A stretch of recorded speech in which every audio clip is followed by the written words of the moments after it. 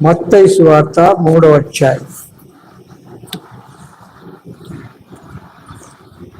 మత్తయి సువార్త 3వ అధ్యాయము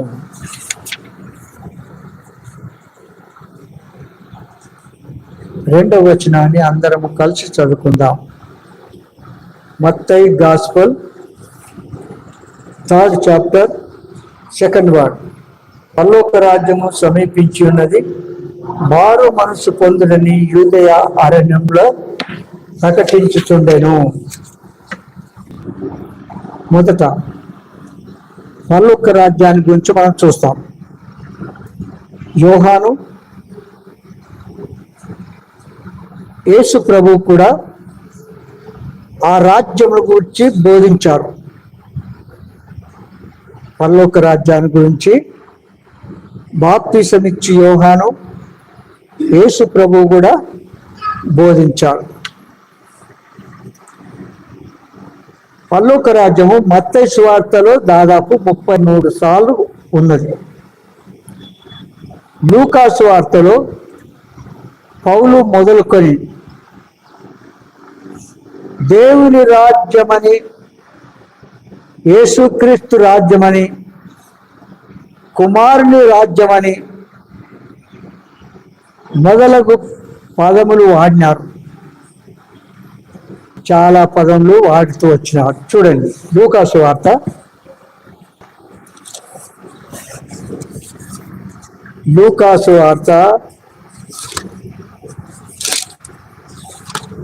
17వ అధ్యాయం 20-21. దేవుని రాజ్యం ఎప్పుడు వచ్చునని పరిసయ్యులు ఆయన అడిగినప్పుడు, దేవుని రాజ్యము ప్రత్యక్షముగా రాదు, దేవుని రాజ్యము మీ మధ్యనే ఉన్నది గనుక ఇదిగో ఇక్కడనని అదిగో అక్కడనని చెప్ప వీలు పడదని వారికి ఉత్తరం ఇచ్చాను. ఇదిగో క్రీస్తు ఇక్కడున్నాడు, అదిగో అక్కడున్నాడు అని చెప్పినల్లా నమ్మకుడి. దేవుని రాజ్యం ఎక్కడుంది? మన మధ్యనే ఉంది అంటాడు. దేవుని రాజ్యము ప్రత్యక్షంగా రాదు, దేవుని రాజ్యము మీ మధ్యనే ఉన్నదని చెప్తాడు. దేవుని రాజ్యం అనగా క్రీస్తునందు విశ్వాసం ఉంచి ఆ క్రీస్తు సర్వలోక సృష్టికర్త, ఏ పాపము లేనివాడు, పాపరహితుడైన ఆ ప్రియ ప్రభు, ఆత్మస్వరూపి అయిన ఆ ప్రియ ప్రభు, శరీరధారిగా రక్షకుడుగా యేసు అన్న భూలోకములు జన్మించి పాపులను రక్షించుటకు, పాపుల పాప శిక్ష ఆ ప్రియ ప్రభు భరించాడు. శిలువలో ముళ్ళ కిరీటము, ప్రక్కలో బల్లెములు, మేకులు, చేతుల్లో సీలు కొట్టబడి, ఉమ్మి వేయబడి, పిడిగుతులు గుద్దబడి, ఉమ్మి వేయబడి, కోడాలతో కొట్టబడి, ఈడవబడి, ఎంట్రుకలు పెరిగించుకొని, ఎండిన భూమిలో లేత మొక్క వలె పెరిగి స్వరూపమైన సొగసైన లేనివాడిగా చేయబడ్డాడు. వ్యాధిగ్రస్తుడుగా, వ్యాధిని అనుభవించగా, వ్యసనక్రాంతుడుగా, మనుషులు చూడనులని వాడిగా చేయబడ్డాడు. మన కొరకై, సర్వలోక పాపుల కొరకై తన ప్రాణం ఇచ్చినకు ఏమాత్రం వెనుకంజ వేయలేదు. పాపులు రక్షింపబడాలంటే, పాపి పరిశుద్ధులు కావాలంటే, నిత్య జీవానికి వారసులు కావాలంటే, పరలోక రాజ్యంలో ప్రవేశించాలంటే, నిరంతరము ఆ మహాదేవుని ఆ పట్టణంలో పరలోక రాజ్యంలో మనం ఉండాలంటే, భూలోకంలో సజీవులముగా ఉండగానే, బ్రతికి ఉండగానే సర్వలోక సృష్టికర్త అయిన ఆ మహాదేవుడు నా పాపాల కొరకు నాకు బదులు శిక్ష శిలువలో భరించాడు, నా కొరకు రక్తమంతా కార్చాడు, చనిపోయి సమాజం తిరిగి లేచినాడని ఎందరైతే విశ్వసించినారో అట్టి వారికి పాప క్షమాపణ, శాంతి, సమాధానం, నిత్య జీవానికి వారసులుగా చేశాడు. పరలోక రాజ్యానికి వారసులుగా చేసినాడు. యేసు రక్తము కడగబడి ద్వారా పాప క్షమాపణ పొందినవారు క్రీస్తునందు విశ్వాసం ఉంచిన క్రీస్తు రక్తంలో కడగబడిన వారు, మారు మనసు పొందిన వారు, వారి పేరు ఆయన జీవగ్రంథంలో రాసుకున్నాడు. వారి పిల్లలుగా చేసుకున్నాడు. అలాంటి వారి మధ్యలో స్వరక్తమిచ్చి కొనబడిన సంఘంలో అలాంటి వారి మధ్యలో మన ఆ ప్రభు నివసిస్తూ ఉన్నాడు. చూడండి, ప్రకటన గ్రంథము 3వ అధ్యాయం. ప్రకటన 1వ అధ్యాయం 6వ వచనం. మనలను ప్రేమించుచు తన రక్తము వలన మన పాపముల నుండి మనల్ని విడిపించిన వానికి మహిమయు ప్రభావమును యుగయుగములు కలుగును గాక. ఆమేన్.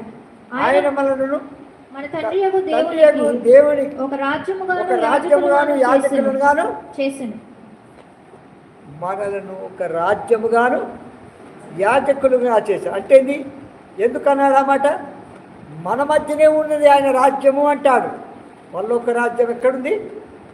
మన మధ్యనే ఉన్నది. చూడండి, కొలసీలకు రాసిన పత్రిక 1వ అధ్యాయం 13-14.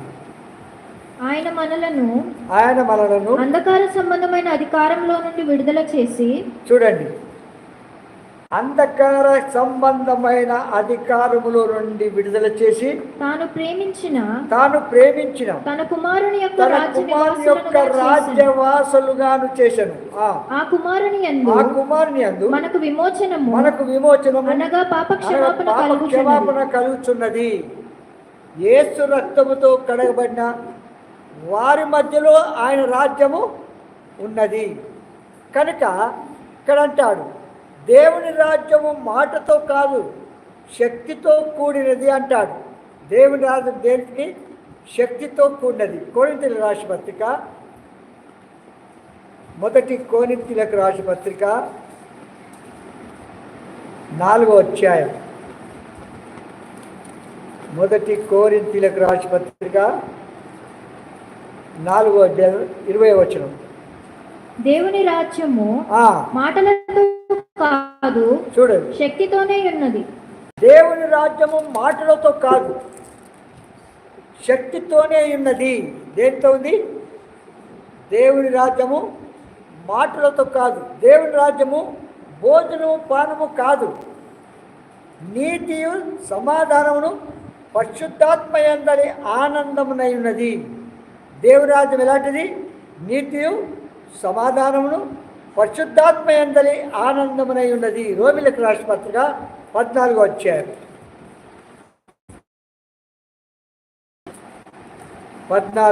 అధ్యాయం 14-20 వచనం చదవండి. భోజనము నిమిత్తము దేవుని పనిని పాడు చేయకుడి. సమస్త పదార్థములు పవిత్రములే గాని అనుమానంతో తినువానికి అది దోషము. ప్రార్థన ద్వారా, వాక్యం ద్వారా అవి పవిత్రపరచబడుతున్నాయి. కనుక ఏం చేయాలా? ప్రార్థన చేసి తిన్నదానికి నిషిద్ధమైనది ఏది కూడా లేదు. కనుక మన జీవితంలో దేవుని యందు విశ్వాసం ఉంచిన దేవుని పిల్లలే ఆయన రాజ్యము. స్వరక్తమిచ్చి కొనబడినవారు, పరిశుద్ధులుగా తీర్చబడినవారు, పాప క్షమాపణ పొందినవారు, నిజమైన మారును సృష్టిన బాప్తిస అనుభవంలోనికి నడిపించబడినవారు, వారి మధ్యలోనే దేవుని రాజ్యం ఉన్నది. చూడండి, లూకాసు వార్త 21వ అధ్యాయం 27 నుంచి చదవండి. అప్పుడు మనుష్య కుమారుడు, చూడండి, అప్పుడు మనుష్య కుమారుడు ప్రభావంతోను మహామహిమతోను మేఘారూఢుడై వచ్చుట చూతురు. ఇది జరగనారంభించినప్పుడు మీరు ధైర్యము తెచ్చుకొని మీ తలలెత్తుకొనుడి, మీ విడుదల సమీపించుచున్నదనెను. మరియు ఆయన వారితో ఈ ఉపమానము చెప్పెను. అంజూరపు వృక్షమును సమస్త వృక్షములను చూడుడి, అవి చిగురించి సంగతులు చూచినప్పుడు దేవుని రాజ్యము సమీపమాయనని తెలుసుకొనుడి. చాలు. ఈ సంగతులు జరిగినప్పుడు మనం తెలుసుకోవాలా, దేవుని రాజ్యం ఉన్నది అని తెలుసుకోవాలి. అందుకే మనుష్య కుమారుడు మహిమతో ప్రభావంతో మేఘారుడై వచ్చినప్పుడు మీ విడుదల సమీపించినప్పుడల్లా ఈ సంగతులు జరుగుట చూచినప్పుడు దేవుని రాజ్యము సమీపమైనని తెలుసుకోండి అంటున్నాడు. కనుక ఇది రానయ్యున్నటువంటి రాజ్యం, ఇది ఆ ప్రభు రానైనటువంటి రాజ్యం. అపోస్తుల కార్యములు 14వ అధ్యాయం, అపోస్తుల కార్యములు 14వ అధ్యాయం 22వ వచనం. శిష్యుల మనస్సులను దృఢపరిచి 14:22 చదవండి. శిష్యుల మనస్సులను దృఢపరిచి విశ్వాసమందు నిలకడగా ఉండవలెనని అనేక శ్రమలను అనుభవించి మనము దేవుని రాజ్యంలో ప్రవేశింపవలెనని వారిని హెచ్చరించిరి. చాలు, ఒక్క నిమిషం. దేవుని రాజ్యంలో ప్రవేశించాలంటే ఏం చేయాలి? అనేక శ్రమలు అనుభవించాలి. మనం కొని తెచ్చుకునే కావు. ప్రభు నిమిత్తము శ్రమ మనకు వచ్చినప్పుడు దేవునికి థ్యాంక్స్ చెప్పాలి. లోకంతో కాంప్రమైజ్ అయినప్పుడు మనకి ఇక్కడ శ్రమ వస్తుంది అన్నాడు. ఆయన వాక్య ప్రకారం ఎవరైతే జీవిస్తారో తప్పకుండా ప్రతికూల పరిస్థితులు ఎదుర్కొంటాం, శ్రమలు అనుభవిస్తాం. చెరసాలు వేయబడ్డారు. భక్తులు దేవుని సువార్త ప్రకటిస్తూ ఉంటే చెరసాలు వేయబడ్డారు, నానా రకములైన ఇబ్బందులు చేయబడ్డారు, నానా రకములైన శ్రమలు అనుభవించారు. హతసాక్షులు కావడానికి వెనుకాడలేదు. ఈ మధ్యలో క్రైస్తవ పాస్టర్లను 21 మందిని నిలబెట్టి ఏం చేసినారు? యేసు ప్రభువును మేము నమ్మము, విడిచిపెట్టాము అనుకుంటే మిమ్మల్ని చంపము, యేసు ప్రభువే కావాలనుకుంటే మేము చంపేస్తామన్నారు. చంపించినా లేదా? హతసాక్షులు అయిపోయారు 21 మంది. దేని కొరకు? శ్రమ అనుభవించి మనం ఎక్కడికి వెళ్ళాలా? పరలోక రాజ్యానికి, దేవుని రాజ్యానికి వెళ్ళాలి. మనకు శ్రమ రాకూడదు, నింద అవమానం రాకూడదు, ఒక నేరము రాకూడదు. నన్ను గురించి అంటే మన నిజస్థితిని తెలుసుకుని మనం ప్రేమించి మన నిజస్థితిని తెలియజేస్తాడు కాదా? డాక్టర్ దగ్గరికి వెళ్తే నీకు క్యాన్సర్ ఉంది అంటాడు. అన్నప్పుడు దాన్ని ఏం చేస్తాం? అగ్రి చేస్తా, ఒప్పుకుంటామా లేదా? దానికి తగిన ట్రీట్మెంట్ తీసుకుంటామా లేదా? ఎన్ని శ్రమలు అయినప్పటికీ దాన్ని బాగు చేసుకుంటామా లేదా? మన జీవితంలో ప్రేమించి తీసుకొచ్చే నిజస్థితిని బట్టి ఏం చేయాలా? ప్రభు కొరకు సహించేది నేర్చుకోవాలా. ప్రభును ఉమ్మివేసినారు, కోడలతో కొట్టారు, ఎంటుకలు బట్టి లాక్కుంటూ వెళ్ళిపోయారు. ఏమైనా అన్నాడా? ఆయనకు సర్వాధికారం ఉంది, భూలోకమంతా తలకిందులు చేస్తాడు. వాస్తవం చెప్పాలంటే ఒక్క మాటతో ఏం చేస్తాడు? భూమిని తలకిందులు చేస్తాడు. ఆకాశం భూమియు గడగడగడ వణుకుతాయి. మనమైతే మన చెమటలు ఇంత ఎండాకాలం వస్తే ఫ్యాన్లు వేసుకుంటాం. ఏమంటారు? మన జీవితంలో పరలోక రాజ్యం కావాలన్నా మారు మనసు పొందాలి. ఆ రాజ్యంలో మనం ఉండాలంటే ఏం చేయాలి అంటాడు. ఇక్కడ ఏమంటాడు? అనేక శ్రమలు అనుభవించి మనం దేవుని రాజ్యంలో ప్రవేశింపాలని అంటున్నాడు. కనుక ఇది రానయ్యున్న రాజ్యం. క్రీస్తు వచ్చి ఈ లోకాన్ని పరిపాలించే రాజ్యం. ప్రకటన గ్రంథము 11వ అధ్యాయము 15వ వచనం. ప్రకటన 11వ అధ్యాయము 15వ వచనం. 7వ దూత బూర ఊదినప్పుడు పరలోకంలో గొప్ప శబ్దములు పుట్టెను. చూడండి, 7వ దూత బూర ఊదినప్పుడు పరలోకంలో గొప్ప శబ్దము పుట్టెను. ఆ శబ్దములు ఈ లోక రాజ్యము మన ప్రభు రాజ్యమును, ఆయన క్రీస్తు రాజ్యమును ఆయన యుగ యుగముల వరకు ఏలునను. క్రీస్తు రాజ్యము శాశ్వతమైన రాజ్యం, యుగ యుగములు పరిపాలించే రాజ్యం. ఆయన రాజ్యంలో నీవు ఉండాలంటే, ఆ పరలోక రాజ్యంలో మనం ఉండాలంటే భూలోకంలో బ్రతికి ఉండగానే మన నిజ స్థితిని మనం తెలుసుకోవాలి. పాపిని గ్రహించి పాపములు ఒప్పుకొని పాపం యేసు రక్తంతో మన పాపాలు కడుక్కొని విమోచింపబడ్డ ద్వారా మన పేరు ఆయన జీవగ్రంథం రాసుకుంటాడు. మనము ఆయన రాజ్యంలో మనం ఉంటాం. ఆయన రాజ్యంలో మనం ఉంటాం. యోహాను కాలము ఇక్కడ ఏంటంటే ఇవన్నీ మనం ఇప్పుడు చూడము. యోహాను ధర్మశాస్త్ర కాలం, ఆయన పాత నిబంధన యొక్క వ్యక్తి. ఆయన మనం ఇప్పుడు చూడము. కానీ క్రీస్తుకు ముందే యోహాను చనిపోయాడు. క్రీస్తు మరణ పునరుద్ధానములు ఆయనకు తెలియదు. యోహాను బాప్తిసం ఇచ్చి యోహానుకు ఆయన మరణ పునరుద్ధానముల సంగతి యోహానుకు తెలియదు. కనుక ఇక్కడేమంటాడు అంటాడు ప్రభు, ఈ బండ మీద నా సంఘము కట్టుదును అని ప్రభు చెప్తున్నాడు. ఎక్కడ? ఈ బండ మీద నేను సంఘమును కట్టుదును అంటే యోహాను కంటే ముందు ఈ సంఘము ఏర్పడలేదు, కట్టబడలేదు. మత్తయి సువార్త 16వ అధ్యాయం, మత్తయి సువార్త 16వ అధ్యాయము 18వ వచనం. మరియు నీవు పేతురువు, ఈ బండ మీద నా సంఘమును కట్టుదును, పాతాళలోక ద్వారములు దాని ఎదుట నిలువనేరువని పాతాళలోక ద్వారములు దాని ఎదుట నిలువనేరవని నేను నీతో చెప్తున్నాను. అంటే యోహాను కొత్త నిబంధన సంఘమునకు చెందినవాడు కాదు, అది దేవుని రాజ్యానికి చెందినటువంటి వాడు. ఈ దేవుని గురించి కొంత మాత్రం మనం చూసాము, ఇంకా ఎక్కువ చూడము. రెండో పాయింట్ ఏంటి మనం చదివిన దాంట్లో? మత్తయి 3:2లో ఏం చదివాం? పరలోక రాజ్యము. రెండవది మారు మనసు పొందుడి. అవునా? యోహాను ప్రకటించింది అరణ్యంలో, పరలోక రాజ్యము సమీపించున్నది, మారు మనస్సు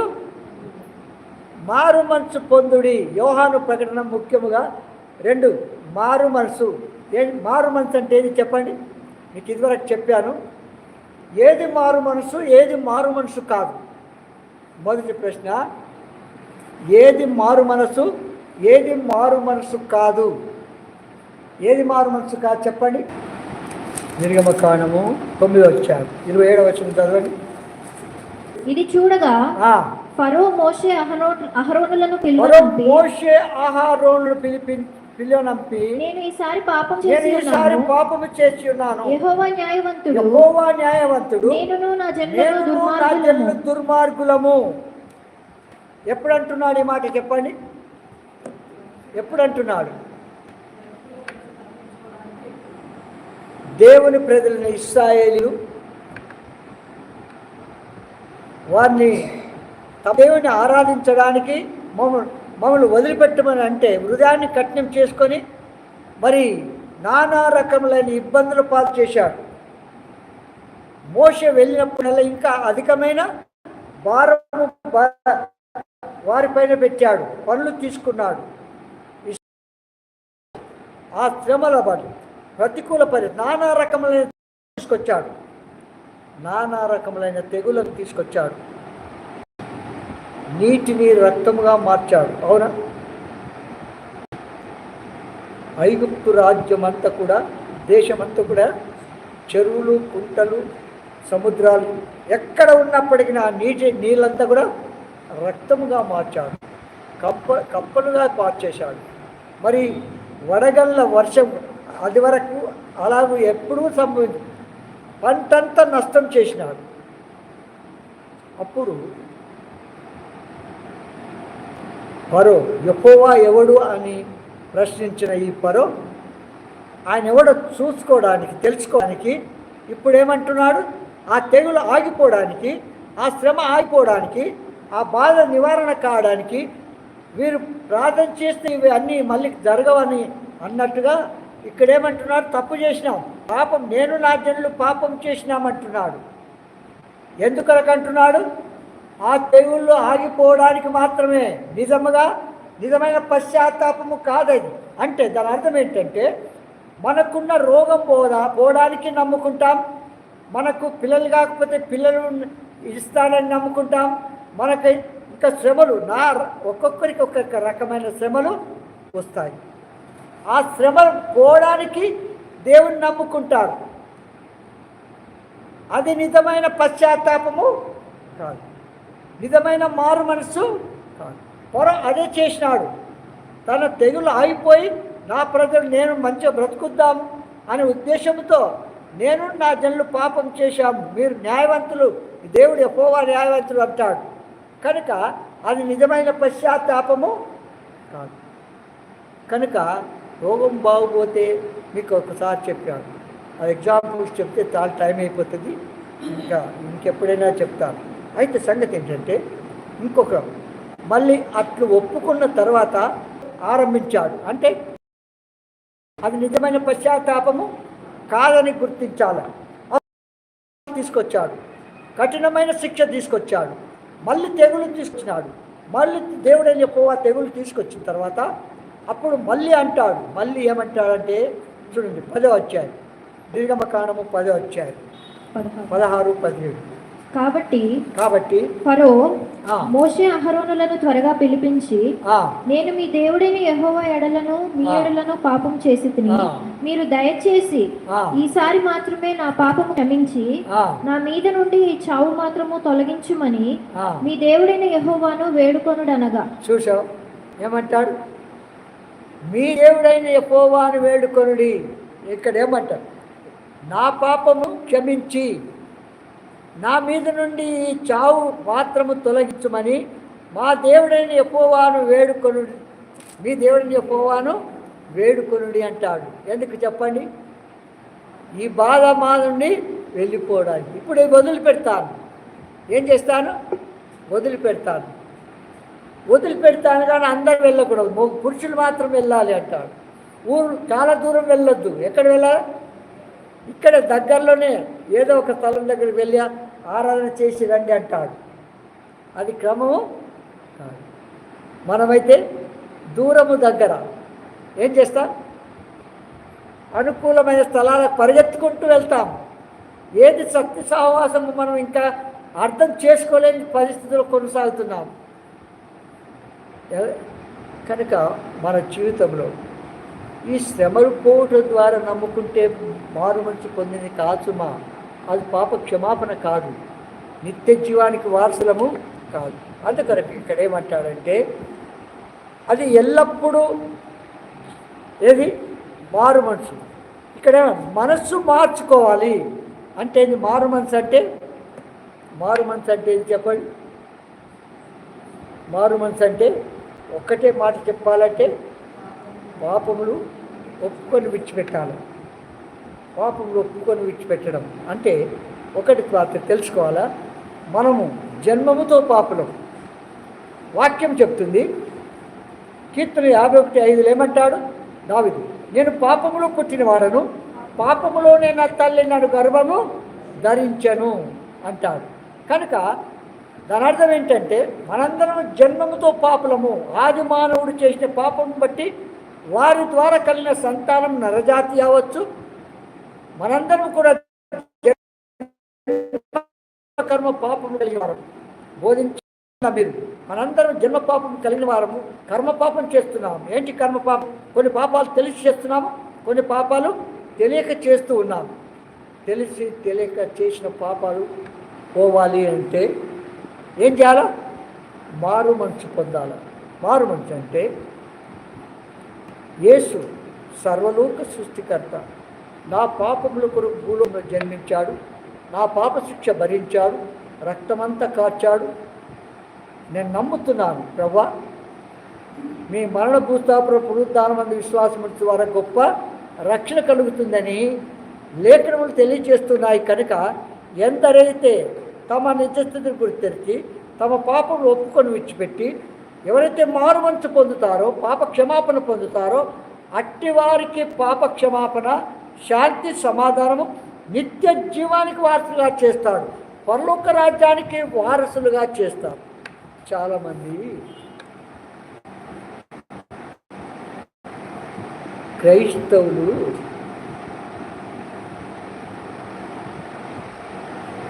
నానా రకాల బాప్తిసాలు తీసుకుంటారు. నమ్ముకున్నామని చెప్పి ఏం చేస్తారు? ఒక్కటి మాత్రం మనల్ని మనం మోసం చేసుకోవద్దు సుమా.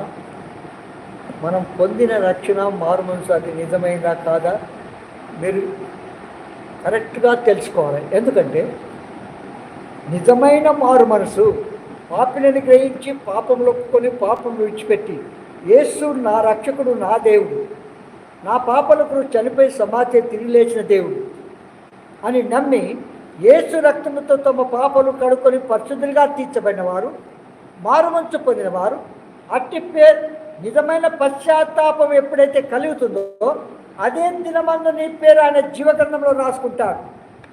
నువ్వు ఆచార క్రైస్తవ సాంప్రదాయాలు తీసుకున్న బాప్తిసాలు మనలను రక్షించవు. నిన్ను నువ్వు మోసం చేసుకోకూడదు సుమా. ఎందుకంటే నేను ఎప్పుడో తీసుకోవడం కాదు, బాప్తిసం ఇంపార్టెంట్ కాదు. బాప్తిసం మన పరలోక రాజ్యానికి తీసుకెళ్ళదు సుమా. నీవు యేసు రక్తముతో నీ పాపాలు కడుక్కున్నావా? క్షమించున్నా, నీ రక్తముతో నన్ను కడుక్కుంటే అంటే అయిపోతుందా? అలా క్షమాపణ అడిగి మళ్ళీ పాపం చేస్తే నిజమైన పశ్చాత్తాపమా? ఆ పని చేసినాడా లేదా? పాపిని నన్ను క్షమించు, నా ప్రజలను క్షమించు అన్నాడు. మళ్ళా దేవుని ప్రజలు హింసించడము ఆపలేదు. ఆపలేదు. మళ్ళీ శ్రమను అనుభవిస్తూ వచ్చాడు. కనుక మన జీవితంలో ఎప్పుడైనా సరే నిజమైన మారు మనసు పొందిన వాళ్ళే తెలుసుకోవాలి. ఇప్పుడైనా సరే ప్రభు నీతో మాట్లాడుతున్న వెంటనే నీ పేరు ఆయన జీవగ్రంథంలో రాయబడకపోతే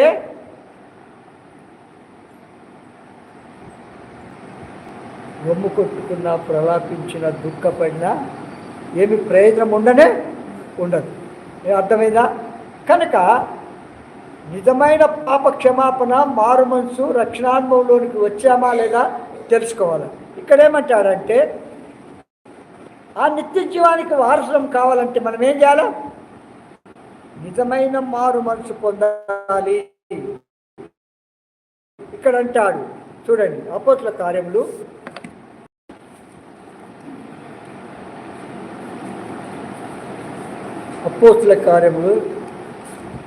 11వ అధ్యాయం 11:18 వచనం చదవండి. వారు ఈ మాటలు విని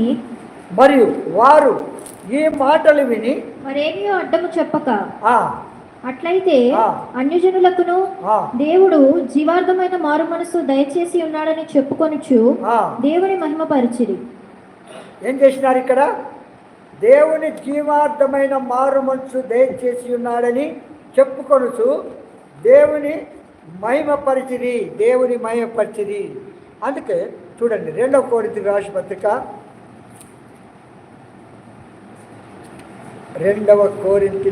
పత్రిక 7వ అధ్యాయం 7 నుంచి 10 వరకు చదవండి. తీరు రాక వలన మాత్రమే కాకుండా అతడు మీ అత్యాభిలాషను, మీ అంగలార్పును, నా విషయమై మీకు కలిగిన అత్యాసక్తిని మాకు తెలుపుచు తాను మీ విషయమై పొందిన ఆదరణ వలన కూడా మమ్మను ఆదరించును గనుక నేను మరి ఎక్కువగా సంతోషించితిని. నేను వ్రాసిన పత్రిక వలన మిమ్మల్ని దుఃఖపెట్టినందున విచారపడను. నాకు విచారము కలిగినను ఆ పత్రిక మిమ్మను స్వల్పకాలము మట్టుకి దుఃఖపెట్టునని తెలుసుకుని ఉన్నాను. మీరు దుఃఖపడితిరని సంతోషించడం లేదు గాని మీరు దుఃఖపడి మారు మనసు పొందితిరని ఇప్పుడు సంతోషించుచున్నాను. ఏం చేస్తున్నాడు? ఇప్పుడు నేను సంతోషించుచున్నాను. మీరు మారు మనసు పొందినారని సంతోషిస్తున్నారు. ఎప్పుడు చెప్పండి? నిజమైన పశ్చాత్తాపము మారు మనసు పొందినప్పుడు సంతోషిస్తున్నాను అంటాడు అపోస్తుల పౌలు. ఇంకేమంటాడు? ఏలయనగా ఏ విషయంలోనైనను మా వలన మీరు నష్టము పొందకుండుటకై దైవ చిత్తానుసారముగా దుఃఖపడితిరి. చిత్తానుసారమైన దుఃఖము దైవ చిత్తానుసారముగా దుఃఖము రక్షణార్థమైన మారు మనస్సును కలుగజేయును. ఈ మారు మనస్సు దుఃఖమును పుట్టించదు, అయితే లోక సంబంధమైన దుఃఖము మరణమును కలుగజేయును. కనుక ఎలాంటి దుఃఖము కలిగింది నీవు పశ్చాత్తాపడినప్పుడు? ఒక్కసారి మనం పరీక్షించుకున్నాడు ఇక్కడ అంటాడు. కనుక ఈ మాట ప్రతిసారి చెప్తూ ఉంటే మంచిదాని వైపు మనసు మార్చుకొని మన పాపములు ఒప్పుకొని విడిచిపెట్టి మన స్వభావం అంటే మారు మనస్సు అంటే పాప స్వభావం అంతా మారిపోవాలి. ఒక వ్యక్తి మారు మనసు పొందినాను అని చెప్పుకుంటూ బలలో పాలు పొందుకుంటూ వెళ్ళిపోతూ ఉంటాడు. వెళ్ళిపోతూ ఉంటే వారి క్రియలు ఎలా ఏం చెప్తాయి? దేవుని మనం పట్ల ఆసక్తి లేదు, ప్రార్థన అంటే ఆసక్తి లేదు, బైబిల్ చదవడం అంటే ఆసక్తి లేదు. ఆమాస పుణ్యానికి వచ్చేసి మారు మనసు పొందినానంటే అది నిజమైన మారు మనసేనా? చెప్పండి సుధా. దేవుని పట్ల నిజమైన భక్తి, విశ్వాసము, పాప క్షమాపణ ఉంటే దేవుని ప్రజలు, దేవుని మందిరము, దేవునితో సహవాసం ఎప్పుడు మాత్రము వదులుకోలేము. అలాంటి ఆ క్రియల ద్వారా కనపరుస్తుంది. కొందరి విషయం నేను డైరెక్ట్గా నువ్వు మారు మనసు పొందలేదు అంట. మారు మనసు పొందలేవు. మారు మనసు పొందినానంటే అర్థమైంది. ఇది వరకు మారు మనసు పొందకముందు బైబిల్ చదవకపోయేవాడిని, మందిరానికి రాకపోయేవాడిని, లేకపోతే ఆరాధన అంటే, ప్రార్థన అంటే, దేవుడి పిల్లల సహవాసం అంటే, బైబిల్ స్టడీ అంటే ఇవన్నీ కూడా లేవు. మరి మోకాళ్ళ జీవితం అసలు లేదు. ఎప్పుడైతే నువ్వు పశ్చాత్తాపడ్డావో, మారు మనసు పొందినావో, నీ క్రియలు ఏం కావాలో చెప్పండి. కంప్లీట్గా మారిపోవాలి. ఇది వరకు బైబిల్ చదవలేదు, ఇది వరకు సహవాసం రాలేదు, ఇది వరకు ప్రేయర్ మీటింగ్కి రాలేదు, ఇది వరకు బైబిల్ స్టడీ రాలేదు. అలాంటప్పుడు మారు మనసు పొందినా అని చెప్పుకుంటే ద్వారా ఏమైనా లాభమా? మన క్రియలు ఎట్లున్నాయి? మారు మనసు పొందినటువంటి క్రియలు నువ్వు చేస్తుంటే మారు మనసు పొందినారని నమ్ముతారా ఎవరైనా? నమ్మరు. మారు మనసు పొందినామంటే, విమోచింపబడ్డామంటే, పాప క్షమాపణ, దేవుని వాక్యము పట్ల అత్యాసక్తి ఉంటుంది. మారు మనసు పొందిన మోటి పెట్టు యవనస్తులకు చెప్తున్నాను, మీరు తెలుస్తున్నది ఏంటంటే, పరలోక రాజ్యంలో, దేవుని రాజ్యంలో మనం ప్రవేశించాలి అంటే మొట్టమొదటి మెట్టు ఏంటిది? మొట్టమొదటి మెట్టేది మారు మనసు. మారు మనసు పొందాము అంటే యేసు రక్తంతో మన పాపాలు కడుక్కొని పరిశుద్ధులుగా తీర్చబడిన దినమే మన పేరు ఆయన జీవగ్రంథం రాసుకుంటాడు. ఆయన జీవగ్రంథంలో రాసుకున్న వారి పేర్లను పరలోక రాజ్యంలో ఓపెన్ చేస్తాడు. 2 గ్రంథాలు ఉన్నాయి, మనకు బాగా తెలుసు. జీవగ్రంథము, వేరొక గ్రంథము. ఎలాంటి బాప్తిసం తీసుకున్నావు మనం తెలుసుకోవాలి అన్న. కనుక మన జీవితంలో మనలను మనం మోసం చేసుకోవద్దు సుమా.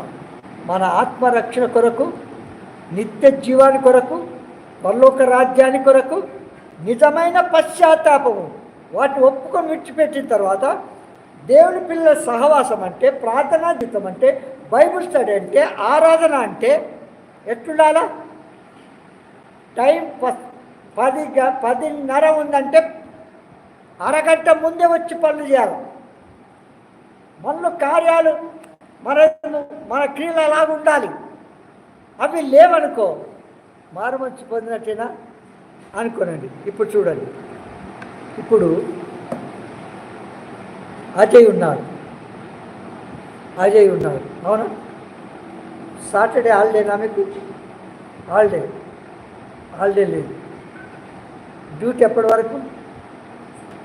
7, అవునా? 7 వరకు. 7 తర్వాత ఏం చేయాలి? మనకు ప్రేయర్ ఎప్పుడు స్టార్ట్ అవుతుంది? సాయంకాలం 7 గంటలకు, అవును? రాగానే ఏం చేయాలి? వెంటనే రెడీ కావాలా? దేవుని సందులో ఫోన్ పట్టుకోవాలా, బైబిల్ పట్టుకోవాలా, ప్రార్థనకు దేవుని ఆన్లైన్లో ఇంటి దగ్గర ఉండే ఏం చేయాలా? ఆ లక్షణము వస్తుందా? ఆ పని చేయాలి. విన్నారా? ఆ ఆసక్తి, ప్రార్థించాలనే ఆసక్తి లేకపోతే, నశించున్న ఆత్మల కొరకు భారం నీకు లేకపోతే ఎలాంటి మారు మనసు మనం పొందినాం? మీకు చెప్పాను, మారు మనసు పొందిన తర్వాత, మారు మనసు విషయం బాప్తిసం తీసుకున్న తర్వాత మన సమస్త ప్రవర్తన ఆయన అధికారానికి ఒప్పుకోవాలి. మనకు కొద్ది సమయం ఇచ్చిండంటే బైబిల్ ముందేసుకోవాలా, ప్రార్థన చేసుకోవాలా, బైబిల్ మరి సంఘ కూడికలు ఉంటే సంఘ కూడికలకు అటెండ్ కావాలా. అన్నీ మన ఇళ్ళలో ఉండి దేవుని దగ్గర గడపడానికి ఆయాసపడుతున్నామే. మనం పొందిన రక్షణ, మారు మనసు ఎట్లాంటిదో ఒక్కసారి గుర్తించండి. కనుక మన జీవితంలో మారు మనసు పొందినామా లేదనేది మనం పరీక్షించుకున్నాడు. ఇక్కడ అంటాడు ఈ మాట, వారి స్వభావంలో మార్పు, వారి క్రియల్లో మార్పు, వారి జీవితంలో మార్పు. నేను మారు మనసు పొందిన తర్వాత, నా ప్రవర్తన ఆయన అధికారం ఒప్పుకున్న తర్వాత, ప్రతి చిన్న దాంట్లో ఏ మీటింగ్ అయినా సరే వాక్యానికి, దైవ సేవకు చెప్తున్న వాక్యానికి, నా హృదయానికి అట్లు వర్ష వాక్యంలో, కుటుంబ ప్రార్థనలో వాక్యంలోకి పోల్చుకుంటూ కొనసాగిస్తూ ఉండగానే 4వ రోజు వర్షవాక్యం చదువుకుంటూ ఉన్నాను. చదువుతూ మోకాళ్ళ మీద వర్షవాక్యం ప్రార్థన పూర్వకంగా వాక్యం చదువుకుంటూ వెళితే అన్నాడు ప్రభు, నేను మనుషులు పట్టు జాలిగా చేస్తాను, నువ్వు నన్ను వెంబడించు అన్నాడు. ఏం చేశాను? ప్రభా, నేను నిన్ను సేవ చేయాలని మీకు ఇష్టం ఉంది, నేను ఎంతైనా సేవ చేస్తాను, ఎంతైనా సేవ చేస్తాను. డబ్బుకు దాసుడు కాదు నేను వాక్యంలో వాస్తవనీతిగా ఉన్నది ఉన్నట్టుగా బోధించాలంటే నన్ను ఆ విధంగా మీరు వాడుకోమని తీర్మానం చేసుకున్నాను. అనుదినం వెంటనే డ్యూటీ నుంచి రాగానే, నా డ్యూటీ ఎట్లా ఉండేదంటే, అప్పుడు జ్యుడిషియల్ డిపార్ట్మెంట్లో పనిచేసేవాడిని. కోర్టులో ఎంత పని ఉంటుందంటే చాలా పని ఉంటుంది. అందులో బెంచ్ క్లర్క్కి ఎక్కువ పని ఉంటుంది. అంత బిజీ ఉంటే కూడా ఆ ఫైల్ అన్నీ తీసి 5 గంటలు కాగానే అల్మార్లు అట్లా తోసేసి ఇంటికి వచ్చి ముఖం కడుక్కొని బైబిల్ పట్టుకొని దేవుని ఆత్మ ఎట్లా నడిపిస్తూ ఉంటే అట్లా వెళ్ళి అనేక హాస్టల్ స్టూడెంట్స్ ఫ్యామిలీస్ మధ్యలో సువార్త ప్రకటించి అనేకులను దేవుని ఇంటికి నడిపించాను. ఈ ఆసక్తి ఈ ప్రజల్లో ఉందా? ఇప్పుడు ఉన్నదా అంటున్నా. సాక్ష్యం చెప్పడానికి సాకులు చెప్తాం. అయ్యో, డ్యూటీ నశించిపోయే డ్యూటీని చేసుకుంటూ మొదట దేవుని రాజ్యాన్ని నీతిని వెదకండి, మీకు ఏది కావాలంటే అది ఇస్తానంటాడు. ఆ పని చేస్తామా మనం? మొదట నేను అడిగింది నువ్వు విజయం, నేను తర్వాత చేస్తా అంటావు. అదేనా దైవక్రమం? అది ఎన్నటికీ కాసుమా. దేవుడు మనం చెప్పిన దానికి విధేయత చూపించాలా. లోబడుతున్నామా? ఎలాంటి బాప్తిసం తీసుకున్నావు నువ్వు? ఒక్కసారి ఆలోచించు. దేవుడు మాట్లాడిన వెంటనే నా వర్షవాక్యం ద్వారా, సేవకుని ద్వారా కూడా కాదు, వెంటనే సిద్ధపడ్డాను. ప్రతిదినం వెళ్ళిపోతూ వచ్చాను. విన్నారా? ఆ తర్వాత 10 దినాల తర్వాత వర్షవాక్యం చదువుకుంటూ ఉంటే సేవకుడు అన్నాడు, ఏమని? పొద్దున ఓల్డ్ టెస్టిమెంట్, ఏది పాత నిబంధన, రోజు ఒక అధ్యాయం వరుసగా చదువుకుంటూ రావాలి. ఆదికాండం 1 అధ్యాయం, 2 అధ్యాయాలు, 3 అధ్యాయాలు, ఎంత టైం ఉంటే అంత మోకాళ్ళ మీద చదువుకోవాలా. సాయంత్రము నూతన నిబంధన చదువుకోవాలా. అట్టే వర్షవాక్యం 1 అధ్యాయం, 2 అధ్యాయాలు, 3 అధ్యాయాలు. మధ్యాహ్నం ఏమైనా ఉంటే కీర్తనలు కానీ సామెతలు కానీ ఏదైనా సమయం ఉంటే అట్లా చదువుకోవాలని క్రమం నేర్పించాడు. ఆ ప్రకారంగా చదువుతూ ఉండగా 10 రోజులైంది. 10 రోజుల తర్వాత దేవుడు నాతో అన్నాడు, నేను సమాధానం పెట్టవలసిన తలంచకుడి, ఖడ్గమునే కానీ సమాధానం పెట్టడానికి నేను రాలేదు అన్నాడు. మత్తయి సువార్త 10:34 నుంచి చదివితే మనకు ఒకని ఇంటి వారు అతనికి శత్రులు అవుతారు అన్నాడు. అంతకుముందే నేను మంచివాడిని అనిపించుకున్నానే, ఇప్పుడు ఏ చెడుతనం లేకుండా ఎట్లు ఇవి నాకు సంభవిస్తాయి? ఇవి నాకు సంభవిస్తే అప్పుడు నేను దేవుని వాక్యానికి, దేవునికి విధేయత చూపిస్తున్నాను, దేవుని వాక్యం నా పట్ల నెరవేరిస్తే సంతోషిస్తాను అనుకున్నాను. హృదయంలో తీర్మానం చేసుకున్నాను. ఎట్లా ఈ ప్రతికూల పరిస్థితి వస్తుందో చూద్దామనుకొని కనిపెడుతూ ఉంటే ఆ 10వ అధ్యాయంలో ఉన్నటువంటి ప్రతి మాట అక్షరాల నెరవేరింది నా పట్ల. పంచాయతీలు కొట్టడానికి ఈ గ్రామం ఆ గ్రామం ఇవన్నీ తిప్పుతూ ఉంటే ప్రార్థన పూర్వకంగా వెళ్ళాను. ఈ దినాల్లో మారు మనసు పొందిన నువ్వు ప్రభు కొరకు శ్రమ అనుభవిస్తున్నావా? శిక్ష అనుభవిస్తున్నావా? నేరాలు మీరు అనుభవిస్తున్నారా? చెప్పండి. ఉన్నదా? ఒక్కరికైనా ఉంది అని చెప్పండి. దేవుని కొరకు సాక్ష్యం ఇస్తే నాకు ఈ శ్రమ వస్తుంది అని చెప్పాలి ఉన్నారా ఎవరైనా? అంటే అది నెరవేరడం లేదు. మన పట్ల తెలుసుకోవాలా? దేవుడు ఉద్దేశించిన రూపంలో మనము నడుచుకోవడం లేదు. అర్థమైందా? కనుక వాక్యము మన పట్ల నెరవేర్తే సంతోషించి ఆనందించాలి. అయితే ఆ పంచాయతీల్లో ఏం చెప్పుకుందా అని ముందు చింతించకూడదు అన్నాడు. ప్రార్థన చేశాడు. నాయన ఈరోజు పలానా గ్రామంలో పంచాయతీ ఉంది, నాకు ప్రార్థన చేయండి అన్నాడు. ఒక్క మాట అన్న తర్వాత సేవకుడు వెళ్ళేటప్పుడు సంఘం అంతా అత్తాశక్తితో ప్రార్థన చేసింది నా కొరకు. ఆ దినాల్లో చెప్తున్నాను. ఒక మాట చదివి రేపు మా ఊళ్ళో పంచాయతీలోన 3 గ్రామాల వాళ్ళు అక్కడికి వస్తారు. అక్కడ ఏం చెప్పాలో నాకు తెలియదు అంటే అప్పటికప్పుడే మరి ఏప్రిల్ 11, 24, 25లో ఏమన్నాడు? మోషే పెద్దవారైనప్పుడు విశ్వాసం బట్టి ఐగుప్తు ధనము కంటే క్రీస్తు విషయమైన నింద గొప్ప భాగ్యమని ఎంచుకున్నాడు. ఇక్కడ చూడండి, నోట్తో చెప్తాను. ఫరో రాణి కుమార్తె యొక్క కుమారుడు అనిపించుకుంట కంటే క్రీస్తు విషయమైన నింద గొప్ప భాగ్యమని ఎంచుకున్నాడు ఈయన. మనం ఇప్పుడు ఒక మాట అంటే పడం, ఇంత దోషమా? ఈ భక్తి ఏంటిది? భక్తి ఏ విశ్వాసం చెప్పండి? పరలోకంలో ఉండే భక్త్యా? భూలోకంలో మనుషులు ఎక్కడ సభాపురం ఎక్కించాలా మీకు? అదే అలాంటి చేయగలను నేను, కానీ నాకు చింత పని చేస్తాడు. అర్థమైందా? కనుక మేము సరి అయిన ఫీడింగ్ సరిగా మేము పెంచకపోతే నేను ఇతరులకు బోధించి నేను భ్రష్టునావు కాకుండా ఉండాలంటే వాస్తవమైనదిగా మీకు తెలియచేయాలి.